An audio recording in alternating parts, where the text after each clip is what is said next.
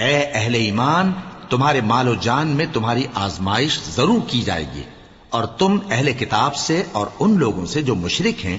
بہت سی ایذا کی باتیں سنو گے، تو اگر صبر اور پرہیزگاری کرتے رہو گے تو یہ بڑی ہمت کے کام ہیں۔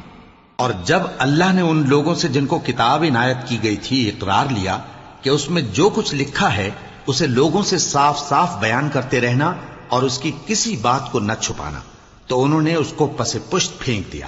اور اس کے بدلے تھوڑی سی قیمت حاصل کی۔ یہ جو کچھ حاصل کرتے ہیں برا ہے۔ جو لوگ اپنے کیے ہوئے کاموں سے خوش ہوتے ہیں اور وہ کام جو کرتے نہیں ان کے لیے چاہتے ہیں کہ ان کی تعریف کی جائے، ان کی نسبت خیال نہ کرنا کہ وہ عذاب سے چھٹکارا پائیں گے،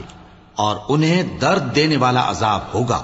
اور آسمانوں اور زمین کی بادشاہی اللہ ہی کو ہے، اور اللہ ہر چیز پر قادر ہے۔